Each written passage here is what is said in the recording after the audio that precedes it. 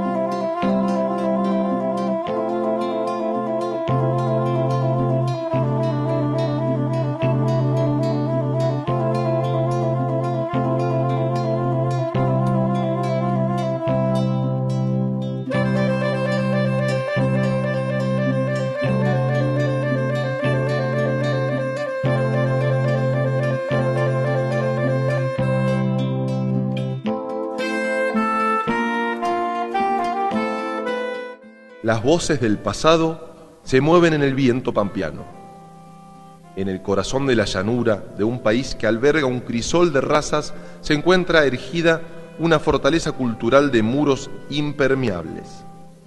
El tiempo la llamaría la pequeña Dinamarca.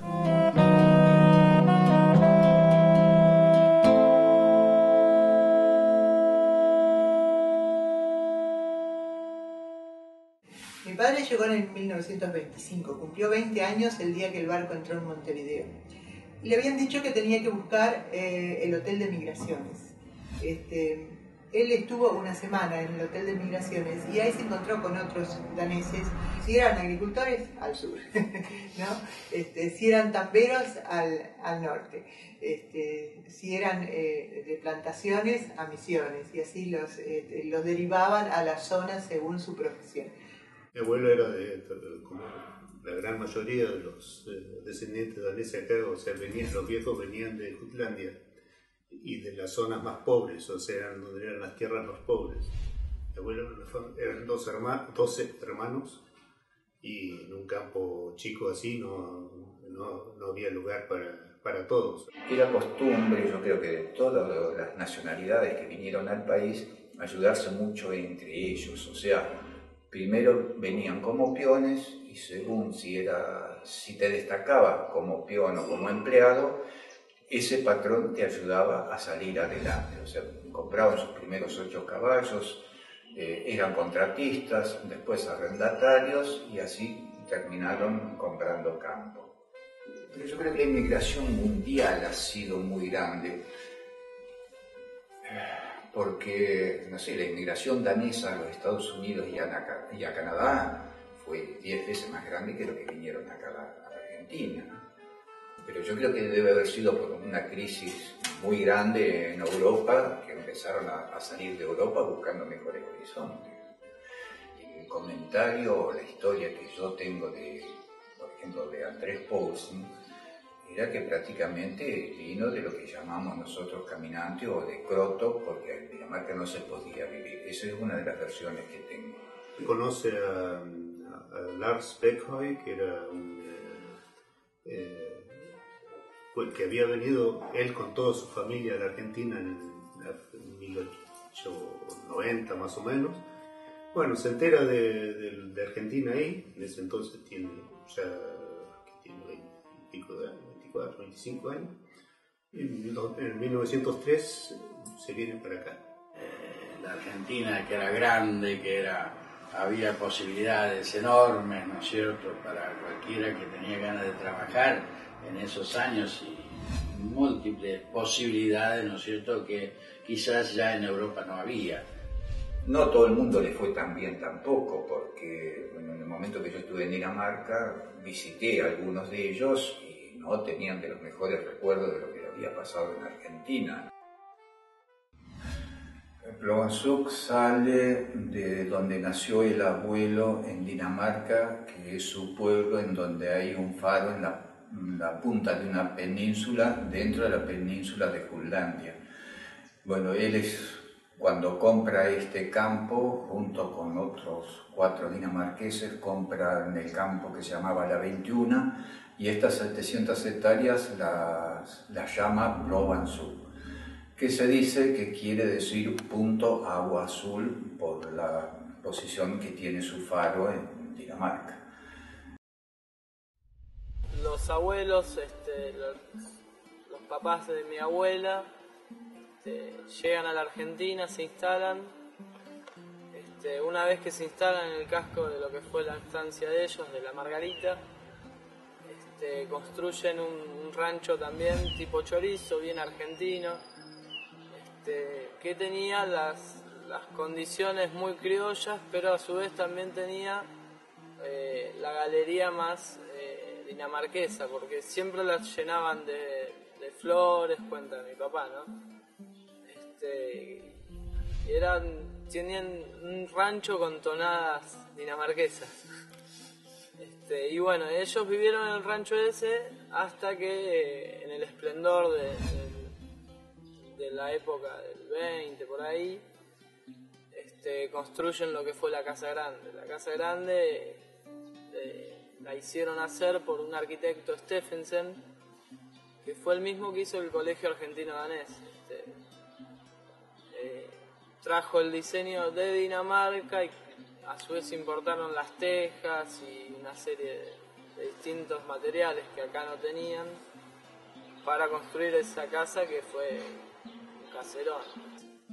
En todas las estancias dinamarquesas es fundamental que haya un sector de frutales, otro, siempre están muy pensados los parques.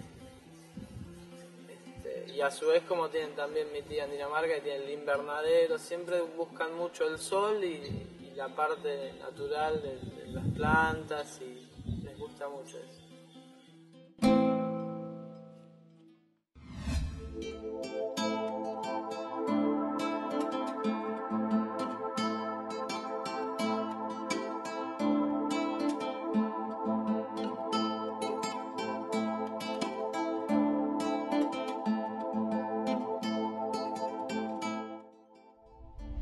Había muchos dinamarqueses que habían venido para este lado y habían escuchado hablar de las pampas argentinas y del gran espacio, de la buena tierra.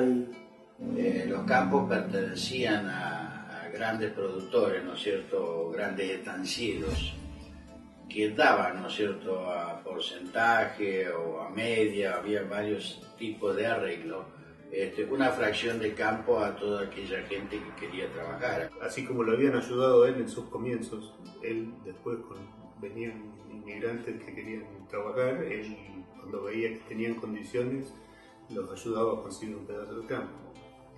Hay un campo cerca del club danés Danevik que lo arrendó mi abuelo, o sea, a un propietario de Tandil, y se lo subarrendó a un montón de...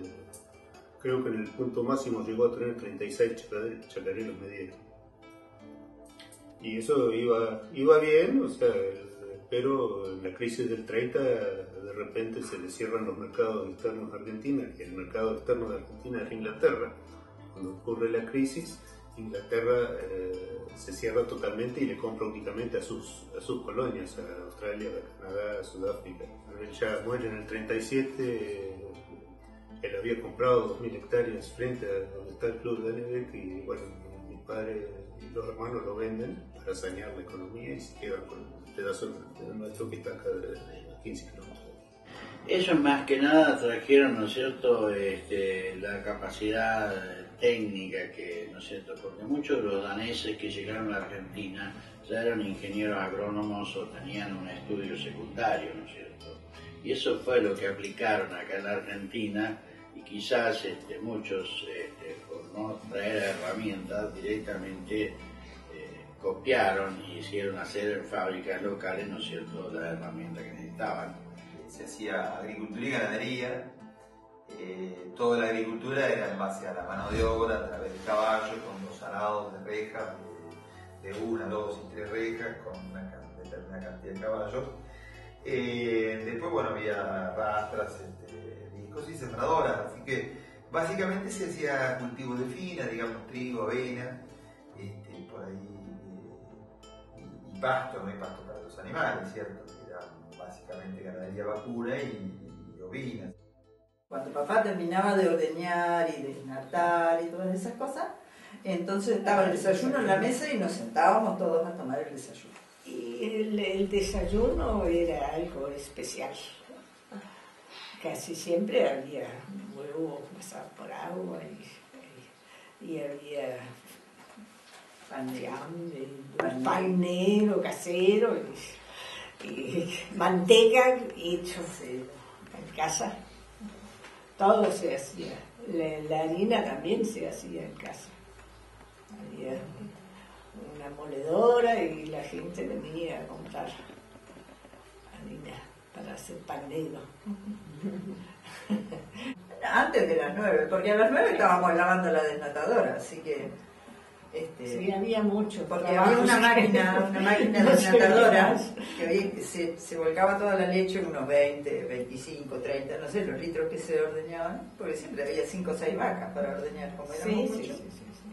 Y nos gustaba, ¿no? Pero era la vida del campo. Después lavar la desnatadora, después ya había que empezar con el almuerzo. Y mi mamá, mientras tanto, empezaba a lavar todos los trapos que había de todos los chicos, ponía el lavarropa, se calentaba el agua en la cocina leña.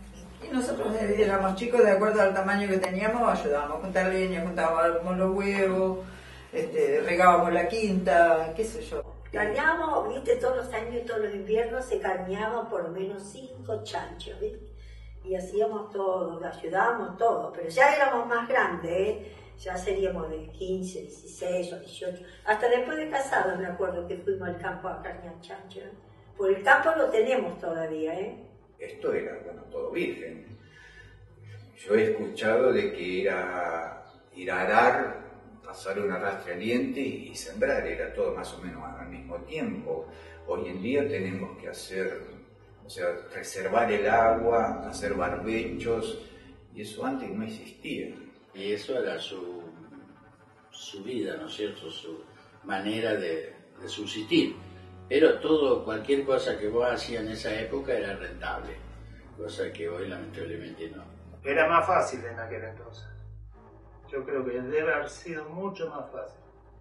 Porque a ellos, algunos que otros los pueden haber ayudado, pero dándole trabajo. Pero se ganaba muy bien en la cosecha en aquel entonces, o trabajando en el campo.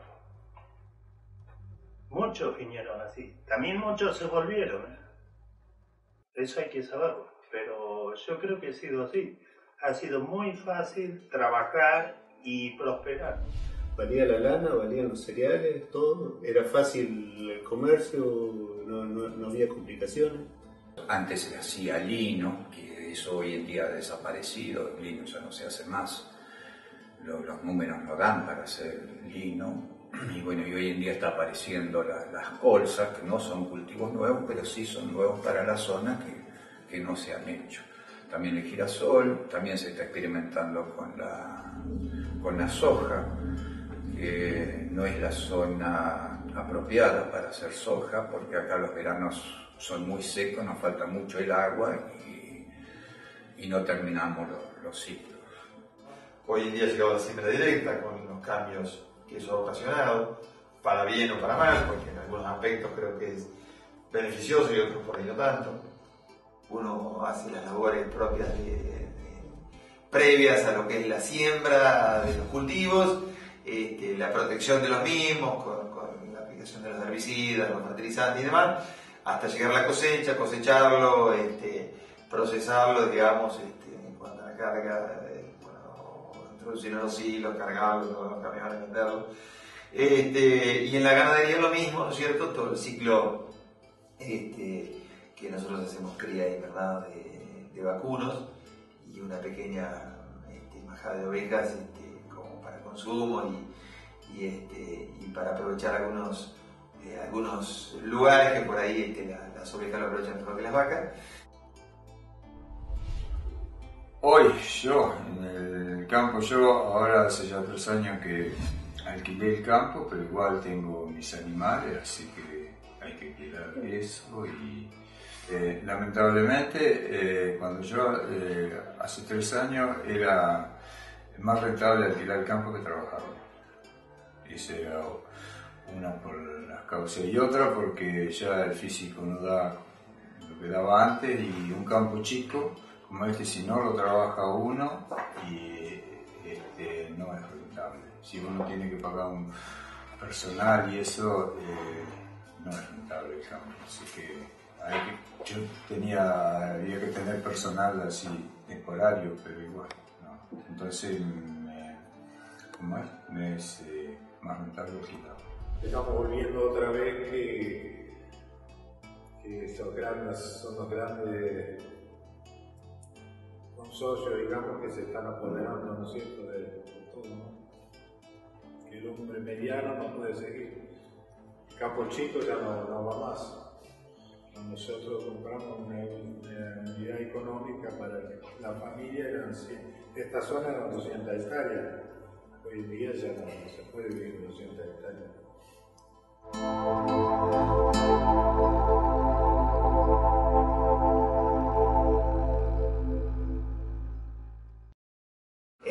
Lo que más nos obligó a mis padres a aprender el castellano fue la época de la guerra, porque mamá llegó acá en el año 38, cuando la guerra fue en el 40, y no podían recibir lectura danesa.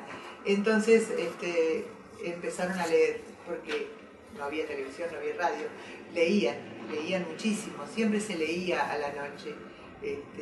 Así que empezaron a leer libros en castellano y así aprendieron el idioma. Mamá aprendió a hablar perfectamente y a escribir sin faltas. Mis abuelos, la verdad, tengo que ser sincero, no me acuerdo haberlos escuchado jamás hablar castellano. Eran durísimos.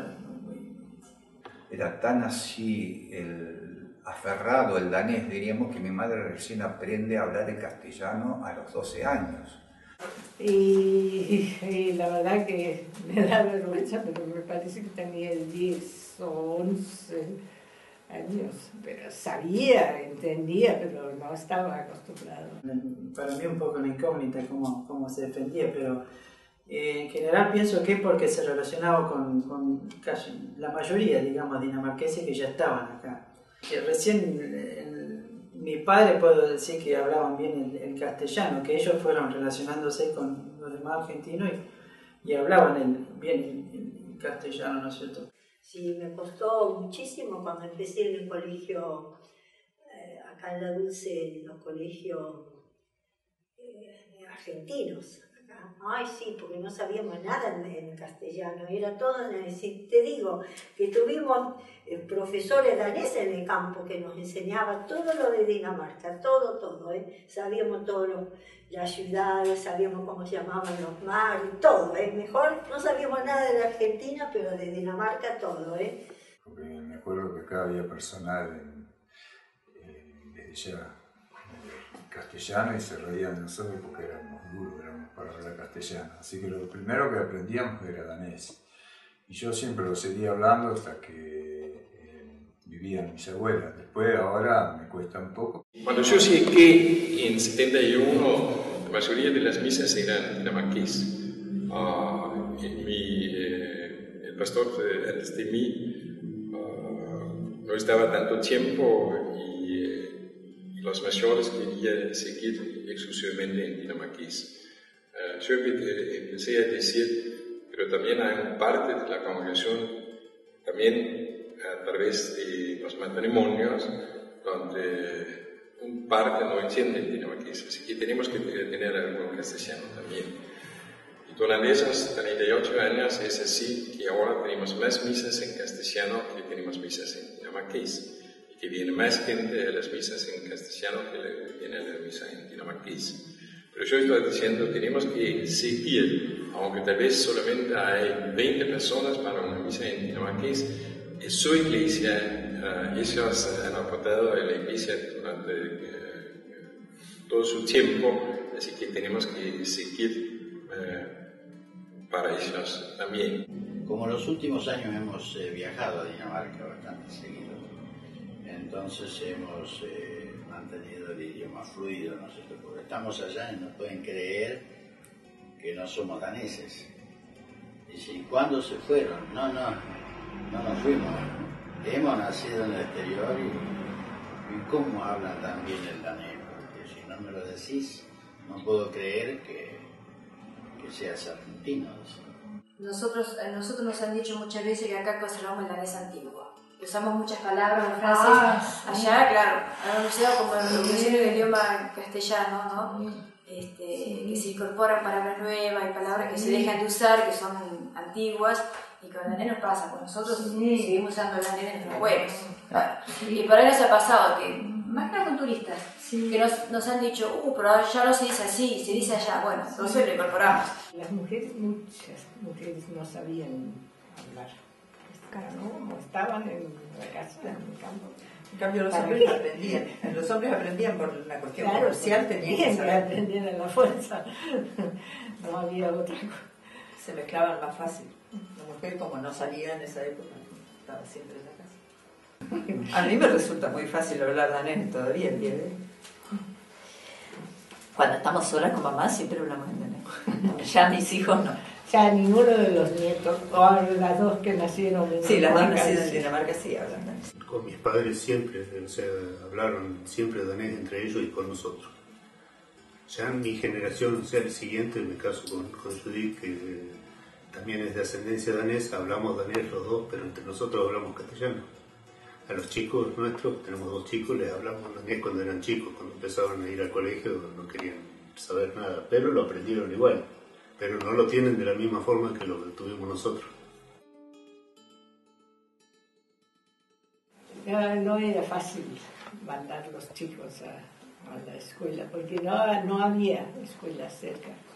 Porque en el club danés había escuela, pero justo cuando yo tenía que empezar, se cerró. Y una de mis hermanas se dedicaba a enseñarme, y a mí y mi hermano.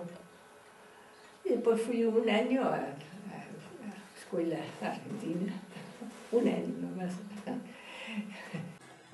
Mi padre nunca fue al colegio público acá, o sea, no era usanza todavía, entonces trajo un maestro de Dinamarca, contrató uno y el hombre ese le dio clase a mi padre, a los hermanos, a los chicos de los vecinos daneses de las otras chacras. O sea, tenía de escuela todos los días, los chicos de los vecinos venían a caballo, los que estaban un poco más lejos se quedaban a dormir en el campo, viviendo durante la semana allá.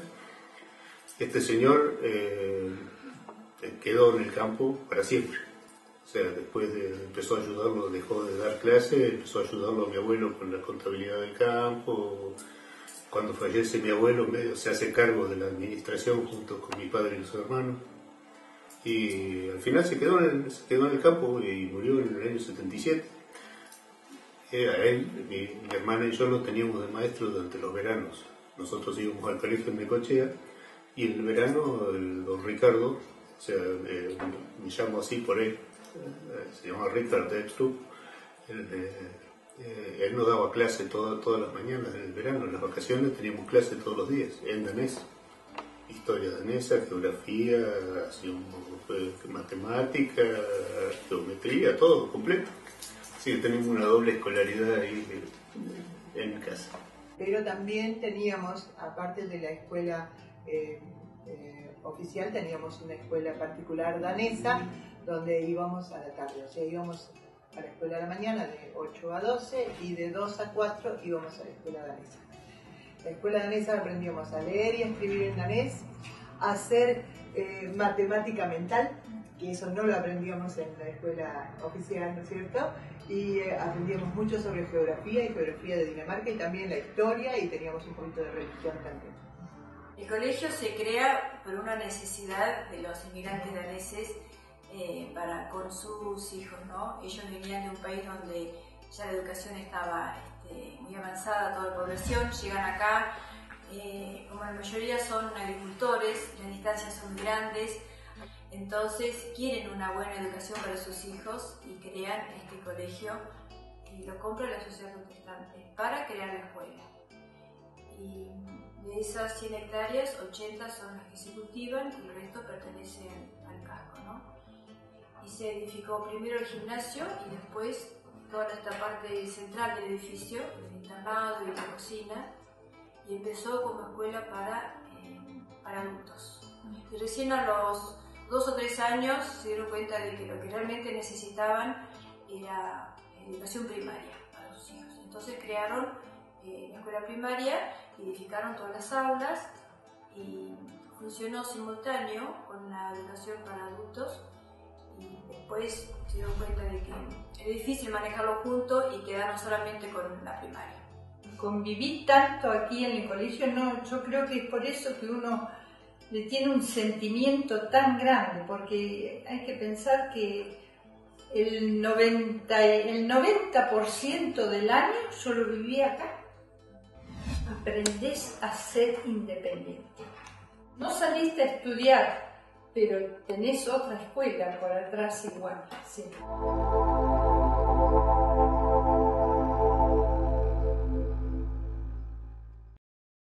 Con respecto a la costumbre, por ahí las costumbres se han congelado. En la época de que vinieron los bisabuelos, vienen con toda esa costumbre, se armó todo el club, todo lo que sea, y como que queda congelado ahí, digamos, en el tiempo. Pero en la época de los bisabuelos que vinieron acá, viene con sus costumbres de ese momento que era contemporáneo de esa época, vinieron para acá y como que se congelaron, siguieron con todo eso. ¿Viste? Mientras tanto la sociedad danesa siguió evolucionando, se olvidaron de la... O sea, se han olvidado o no, o se han cambiado un poquito, qué sé yo, y cuando se quieren acordar como que no son iguales, no son las mismas del país de origen, digamos. Yo cuando me casé con mi marido, yo tenía 24 años y él 33, me llevaba 10 años. Y yo aprendí tanto de mi marido, las costumbres argentinas. Por ejemplo, en la cocina nomás, yo no hacía ravioles, ni hacía gnocchi, nada de eso se hacía en el campo, nada. Bueno, en la casa de danesa no se hacían esas comidas, era otro tipo de comida, por ejemplo, La fiesta de los 8 días, es muy buena pregunta has hecho. ¿Ves que se reúnen todos los exalumnos viejos del colegio? Se reúnen acá en una semana y se dan conferencias en castellano. Traemos o se traen, ¿cómo se llama? Conferencistas de Dinamarca. Y se hacen conferencias en dinamarqués, se hacen en castellano y todo así por el estilo. Hemos tenido primer ministros, hemos tenido de Dinamarca también, que han venido acá y que han hecho conferencias también. Bueno, yo te cuento, cuando yo era chica y cuando mamá llegó a la Argentina, acá no existía un árbol de Navidad y ella estaba acostumbrada desde chica a festejar Navidad con un árbol decorado. Acá no existía el árbol de Navidad en los años 40. Todavía era una costumbre germana que no se había introducido en el país, pero lo armamos a la fecha de Navidad porque nos gusta más usar un árbol natural. Esas cosas nos hacían distintos en esa época. Ahora no, porque todo el mundo sabe lo que es un árbol de Navidad. Bueno, la quema de la bruja se hace un plato típico criollo, si se puede decir, con postres daneses, y después los chicos salen afuera y juegan a la búsqueda del tesoro con otros entretenimientos, mientras que la gente grande se pone a jugar al truco y a la canasta, se hace un torneo. Como hace mucho frío, lo hacemos en este salón, al lado del hogar. Se toma klöck, es para entrar en calor, con buñuelos, y después se realiza la quema de la bruja. Y bueno, y es especialmente hecha esa fiesta para los chicos, ¿no? Porque se juega con la fantasía de ellos, ¿no? Y es un evento tradicional de toda la vida, ¿no es cierto? Que bueno, es un poco la quema de la bruja, simbolizando a todos los malos espíritus y bueno, entonces se quema a la bruja como para ahuyentar a todo eso, ¿no?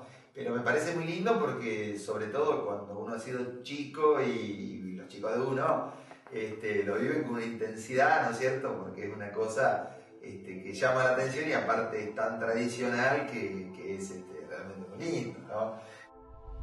Sí, la romería es una fiesta, como te comentaba hoy, que empezó en el año 1897 en la estación Pieres, donde en el campo de la familia Rasmussen, porque era una manera de que los daneses se juntaran una vez por año y bueno, y en esa época se juntaban una semana y acá llegaron en el año 61. Bueno, entonces siguieron haciéndose la romería acá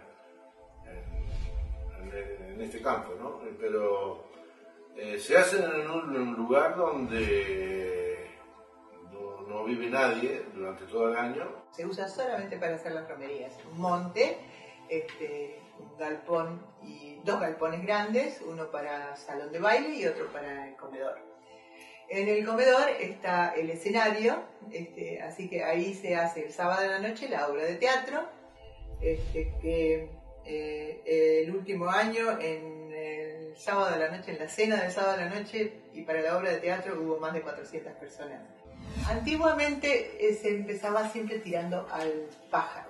Esa persona que tiraba cuando caía el pájaro en sí era el rey del tiro al pájaro. Y él tenía que organizar la fiesta al año siguiente.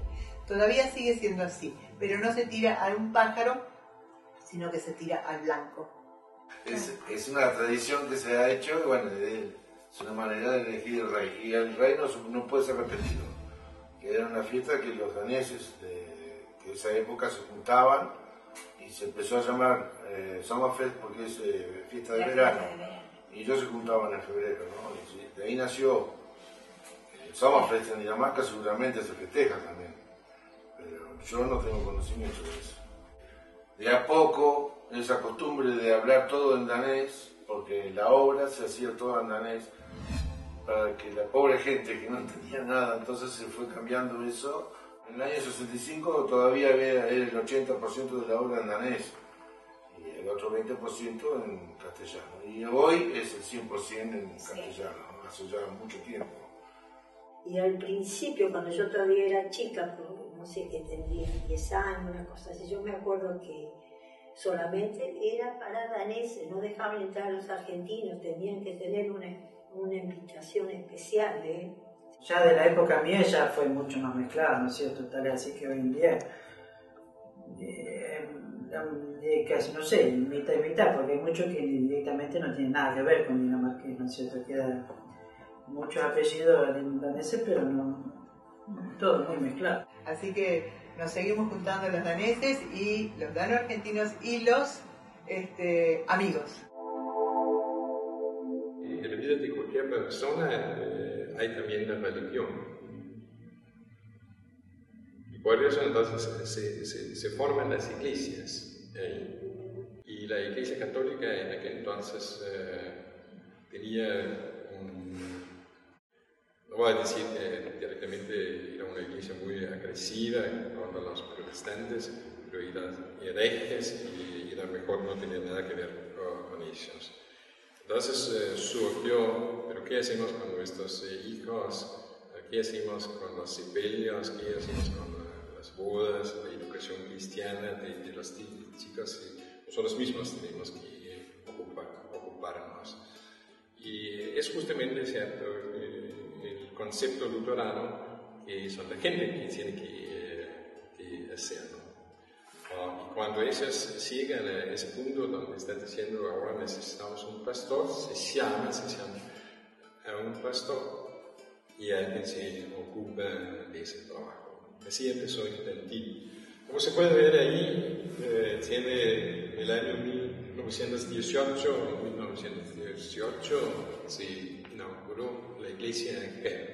Cuando ustedes tal vez sacó algunas fotos afuera, es una réplica de una iglesia típica de Dinamarca, de una aldea en Dinamarca.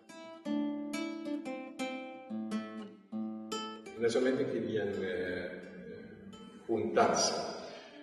Este de juntarse y estar con otras personas con quien uno tiene algo en común es algo que es importante para cualquier iglesia, que es así. Realmente es un lugar muy importante en el sentido que mantiene el grupo, porque el mismo grupo usa, pero el mismo grupo ha usado los clubes también, con la misma finalidad. Los clubes tienen étnicamente, ¿cierto?, su causa en lo étnico, pero la iglesia lo tiene en la religión.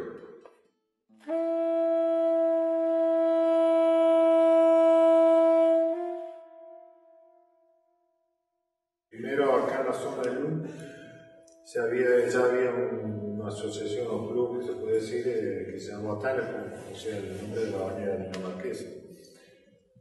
Y se juntaban en los distintos chakras, se juntaba la gente para eventos, se hacían fiestas de verano, que llamaban.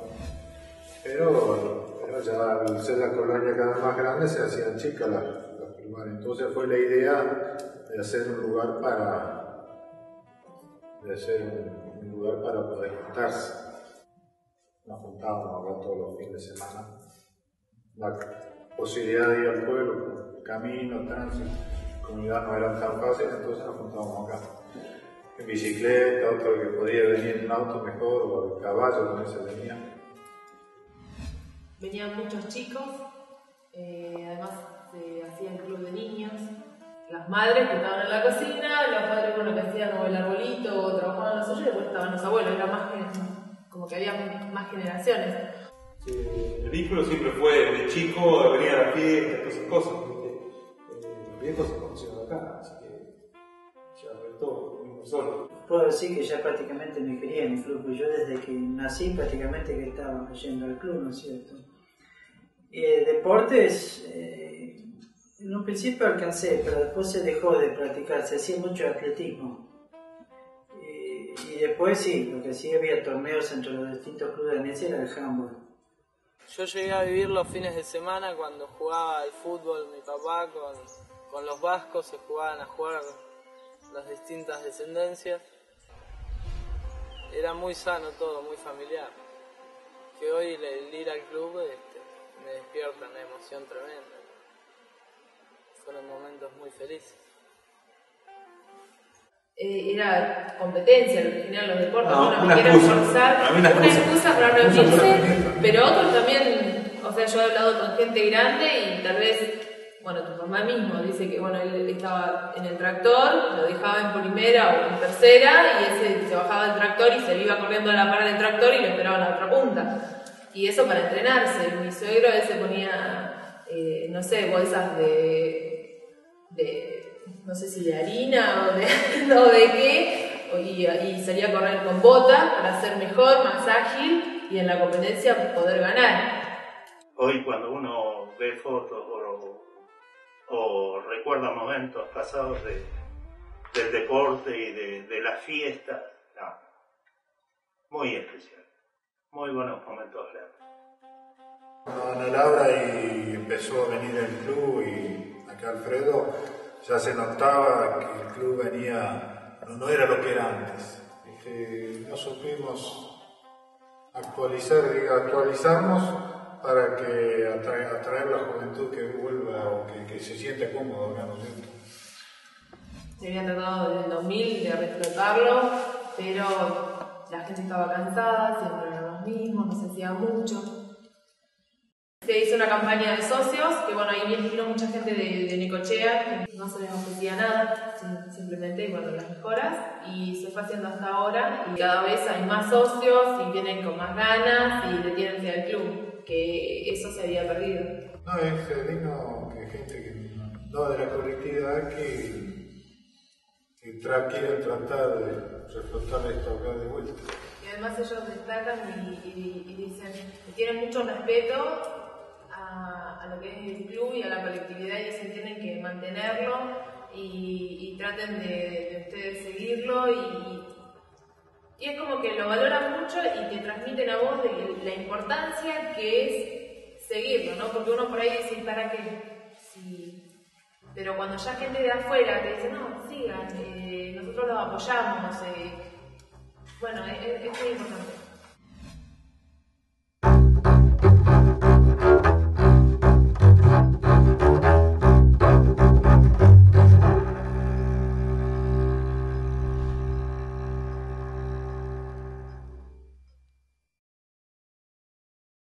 La idea es hacer una revalorización de toda la cultura danesa, desde lo gastronómico, desde lo intelectual, desde lo que es la cultura danesa, lo que implicó para esta zona, o sea, es la tercer corriente a nivel mundial que se asentó, digamos, de esta forma en el sur de la provincia de Buenos Aires, entonces no es poca cosa. Es decir, es única en cuanto a instituciones, o sea, en otros países del mundo se vincularon a la sociedad y no crearon instituciones propias. Acá sí lo hicieron, y por eso es que hay mucho de la cultura que se ha mantenido. El club danés es único, el colegio danés es único a nivel mundial, o sea, no existen otros iguales, el cementerio. O sea, uno cuando piensa en turismo y en crear algo con proyección, tiene que buscar cosas que sean bien diferentes, para, digamos, poder no solo lograr el desarrollo, que en esto también nosotros desde un punto de vista INTA lo que pretendemos es el desarrollo zonal, y es como que a través de los partidos que nosotros, el espacio territorial que abarcamos y las diferentes propuestas y la complementariedad que tratamos de tener, o sea, no solo son los 6 lugares que nosotros tenemos, sino toda la forma en que trabajamos y que tratamos que nuestra actividad se vincule con el resto para que el ingreso no sea solo para el corredor, sino para la gente del entorno. En realidad nosotros empezamos lo teníamos muy abandonado, digamos, todo, porque al no trabajar el campo, y mira que era Necochea, la casa quedó abandonada, y un buen día mi señora se le dio por pensar qué podíamos hacer con la casa, porque con tanto esfuerzo que se hizo la casa, nos conectamos un poco por casualidad con la gente del corredor danés, y bueno, nos llevó a ver si podíamos manejarnos de esa forma con el turismo rural, ya que de la otra forma nos resultaba muy difícil, ¿no es cierto?, alquilar el campo y ver si con el turismo rural podíamos encontrar otra ruta, ¿no es cierto? Nos pareció interesante poder compartir con otros y por ahí así tener un poco más de fuerza para ir progresando, porque nosotros lo empezamos como la parte de turismo, como para que la escuela tuviera un ingreso más en el verano, porque en el verano esta escuela está normalmente cerrada, no pasa nada, y siempre hablábamos de que era un desperdicio de lugar que no se utilizara en el verano. Nosotros les estamos ofreciendo a los turistas es justamente esa actividad día a día, que ahora vamos un poco a hablar de eso. Entonces nos pareció interesante la idea. Y bueno, después hemos ido innovando en diferentes propuestas como para, digamos, seguir sumando cosas en el corredor. Creamos, digamos, guías de avistaje de aves para un segmento bien puntual de Dinamarca, con la transcripción en danés, aparte del inglés y en castellano. Editamos videos, hemos hecho folletos. La parte publicitaria ha sido impresionante, o sea, lleva tiempo, estamos hablando que llevamos 3 años, pero nada se hace de un día para el otro, al menos las cosas serias no. Entonces, bueno, con esa mentalidad es como que venimos trabajando bien y esperamos seguir haciéndolo.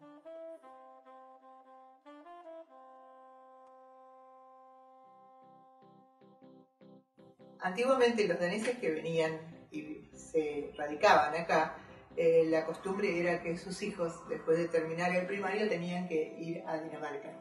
mamá siempre decía, ustedes también tienen que ir a Dinamarca, así que yo fui la primera vez cuando tenía 14 años. Sí, me fui a Dinamarca. Llegué en tren. A la mañana siguiente, cuando entramos en el ferry y cruzamos la aduana danesa, y empecé a escuchar a hablar danés. Lágrimas. Estoy en casa. Estoy como en casa. Yo estuve en Dinamarca 8 años y medio y yo de lunes a viernes hablaba el danés, sábado y domingo me juntaba con un grupo de argentinos y los chicos jugaban al fútbol, se hacía un asado, aprendí a bailar el tango en Dinamarca, aprendí un montón de cosas que no sabía acá en la Argentina y que no las valorizaba y las aprendí en Dinamarca. Acá en Argentina yo no sabía bailar el tango, pero sabía bailar folketango, que es la danza danesa, que eso lo transmitieron, bueno, de daneses, de los daneses que vinieron acá a los hijos y los hijos a los hijos, y bueno, eso es lo que yo había aprendido. A mí lo que me ayudó a ir a Dinamarca es como que, bueno, estoy más tranquila de por qué vienen o por qué acá se hacen muchas cosas, o mis abuelos hicieron y mis padres, es como que tengo la explicación. Bueno, entonces ahora yo sí las puedo seguir haciendo, porque o no. Yo en otra ocasión te conté que yo me había rebelado contra la cultura danesa porque decía, no, yo soy argentina, soy criolla, no quiero aprender el danés, no quiero, porque no me sentía, digo, yo quiero ser como el resto. Y ahora estoy orgullosa. ¿Cuál es el lugar donde se quieren quedar? Es una decisión muy difícil porque hay muchos dano-argentinos, hijos de daneses, que están viviendo ahora en Dinamarca. Extrañan a Argentina. Mi mamá la última vez que fue, y mis padres cuando fueron la última vez, dijeron, esta vez nos vamos a quedar todo el tiempo que querramos. Queremos saber dónde queremos estar. Y de repente, después de haber estado 8 meses, dijeron, ahora sé dónde quiero estar, y volvieron a Argentina. Eso es muy lindo.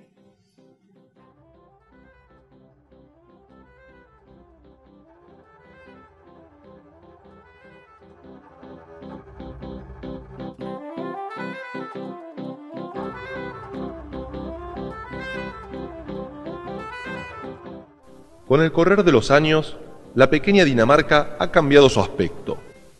Un pasado danés sigue latiendo en los corazones de los descendientes daneses, pero las claras barreras étnicas que los excluían de la cultura argentina se han desdibujado, dando lugar a la formación de una consentida identidad dano-argentina.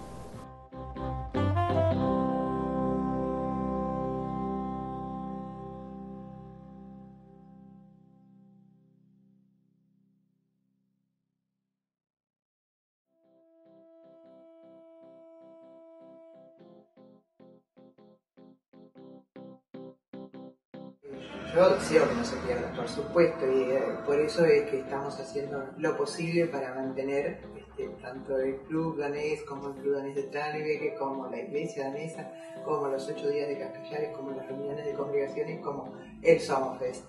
Y yo siempre pensé que nunca se van a ir de la Argentina, que se van a conservar siempre. Por más que no se conserve el idioma, a lo mejor, que el idioma se pierda, no se van a perder las tradiciones, van a quedar arraigadas en el país, me parece a mí, y es mi deseo. Una cosa algo que han dejado nuestros abuelos que no podemos perder, no se puede. Nosotros tenemos como un lema en nuestro grupo que decimos que esta escuela tendría que dar como un aporte de la comunidad danesa a la comunidad argentina, ¿no? Que no se puede terminar con los daneses. No tuvimos una señora de un pastor que fueron muy queridos, una familia Sunesen, que ella siempre decía, sería bueno que la bandera argentina siempre perdurara un hilito rojo de la bandera danesa, ¿no? Como queriendo decir que, bueno, esa mezcla que tiene que quedar acá para nuestra comunidad, ¿no? Y nuestro país. ese es el sueño, que esto pueda seguir funcionando bien. Quiero mi Argentina. Cuando salgo de viaje, yo ya he ido 6 veces a España, ¿no? Como tengo a la hija allá y mis nietos, estoy chocha de volver igual, ¿eh? Estoy tan contenta de volver a mi país. Yo no lo cambio por Dinamarca, ¿eh? Sí, es una buena pregunta. Yo creo que no es argentino. Yo digo que soy una persona que tiene raíces en 2 lados. O sea que estoy con la raíz, o sea, en 2 lados. Es un poco.